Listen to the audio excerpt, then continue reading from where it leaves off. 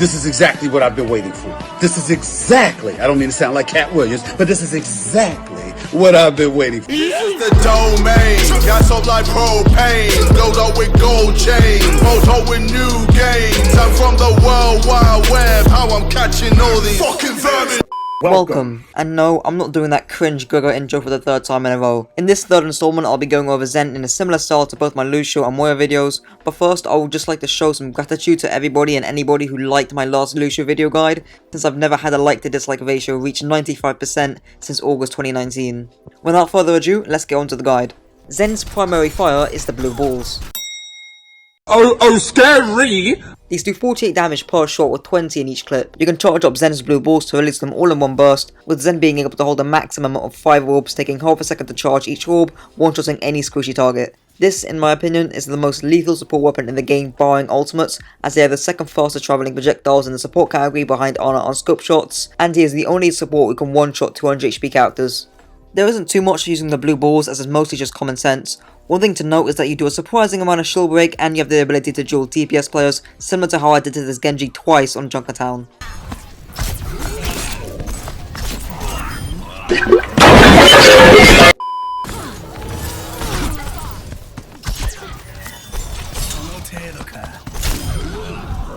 And once you start mastering and hitting your shots, you'll start thinking T.R.A.N.S is overrated.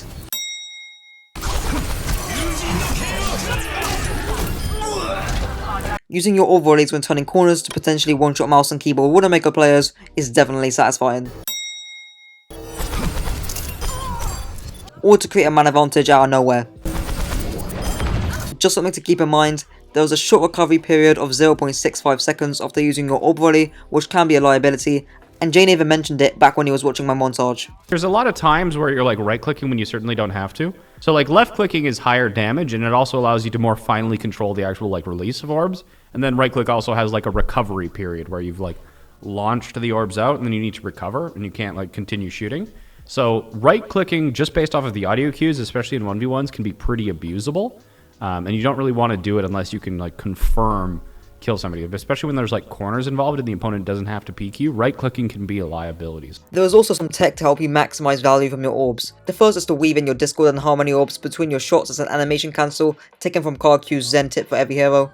The second tip is to take advantage of Zen's animation when he O.R.Ls. After using O.R.L, Zen does this animation where he ducks his head to his chest, and you can take advantage of this by peeking a corner, then O.R.Ling to throw off a Widowmaker who has a crosshair on that corner. The third tip is that you can one-shot a Tracer by Discord headshot plus melee. God damn, she got fucking ass though. The fourth tip is just a simple strafe technique. So the first and easiest hit like movement pattern on Zenyatta is just to kind of like go back and forth at the rate of fire. And the fifth and final tip is just a corner peek. Yeah. And shooting around corners like that. Zen's second ability, Healing Harmony. It's like your brain doesn't fucking work. Is an orb given to an ally dealing 30 healing per second. The maximum range that you can apply this orb is 40 meters, and if you do not have line of sight for more than 3 seconds, the orb will detach from your ally. Nothing much more to say than that. You'd be surprised at how simple of a concept it is to use these orbs, and yet the terrible execution most Zen players have at using it properly. Placing them on flankers to give them an effective 90 extra HP to take duels is the most obvious thing a Zen player could do. However, this varies on the win condition of each team. For instance, it would be more effective to place your Harmony orb on your Reinhardt if your team has more shield break damage and your opponents are running an anti-dive backline. A common misconception that I already know has been mentioned before, but I might as well say, is better to put your Harmony orb on someone who's full HP but about to take damage, rather than someone who's low HP but is safe. Zen's third ability, Destructive Discord, is an orb given to a target, making them receive 30% more damage. These again follow the same rules as the Harmony orb. Discord is especially powerful if used on characters taking mirror duels. For example, back in the Ghost meta, it would be a Brigitte's job to call for a Zen Discord in the opposing Brig if they wanted to challenge for a duel, which would be based on whether the Brig is out of position or not. Obviously, if you're challenged to a duel by a DPS on a flank, or if you decide to challenge them, placing Discord on them will help you and your teammates kill whatever is focusing you. Discord also basically gives you wall hacks, helping you to take these duels. Zen's ultimate, the totally retarded against Nibber special, Are you fucking for real? makes Zenyatta invincible to all attacks and stuns in Overwatch, whilst dishing out a ridiculously high 300 HPS in a 10 meter radius that lasts 6 seconds. Currently in the meta, T.R.A.N.S is considered to be overrated since the ridiculous level of healing is simply not needed alongside how much of a glass cannon Zen already is. With that being said, if the win condition of your opponents is Grav Dragon or some other powerful combo with Grav that isn't burst damage, T.R.A.N.S is probably the best counter for that. Knowing your damage points as Zen when using T.R.A.N.S is key. For instance, Hanzo deals 150 DPS per dragon in his ultimate, which matches Zen's healing. However, a Nano Blade does 255 damage in his swing plus strike, which makes Zen Transcendence useless against half your entire team. Anna's Biotic Grenade also makes your T.R.A.N.S useless for over half the duration, hence you should be keeping an eye on that cooldown specifically. Be wary that you can use T.R.A.N.S aggressively if your tanks are playing like I am Alex. A few niche things before moving on. Firstly, make sure you Discord and Harmony before T.R.A.N.S to maximize value. Sounds obvious, but even I forget to do this 90% of the time. Secondly, similar to Lucio, hide from Summer's EMP to use T.R.A.N.S after, although this is less reliable as the range is much less. Thirdly, if you ever decide to run Zen Lucio in comp unless it's in GOATs when competitive open queue comes in July, communicate with your Lucio to stack ultimates on top of each other.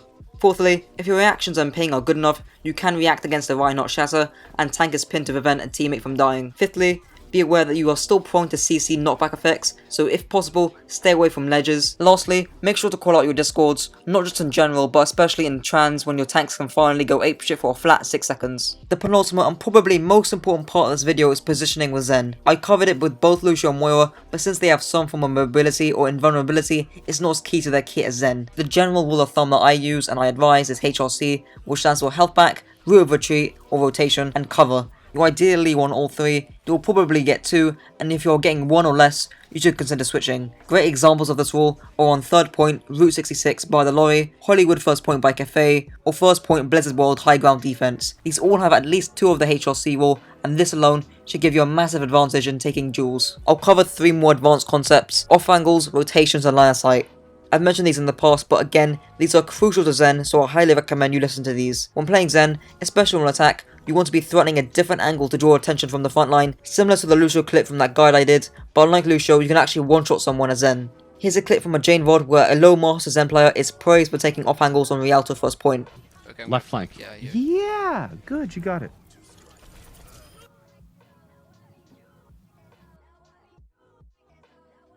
Is that really that hard? Is that really that hard? Soft flank, left side, found an opportunity, unscouted, surprised the Hanzo, had a right-click charge, boom. Now, you can either look for a follow-up, try and deny the res, or just fuck off. Huge, right? Playmaker. Playmaker. Playmaker. You need to do that shit consistently. You want to get to the point where the opponent is fearful of what window, doorway, crevice, just fucking attic your robot ass is going to float out of and just delete somebody with a right click. You want to get to the point where you are not being hunted, you are the hunter. Right? You want to threaten that. You want to cause people's attention to be drawn off the front line. You want them to invest resources into trying to keep track of you. You want them to take different positioning because they keep just getting fucked by you. Right? So that was good. That was good. I want to see more of that. And here's me attempting to do this on Icon Ward first point attack. And here's me successfully doing it against a Tracer on L.O.S well.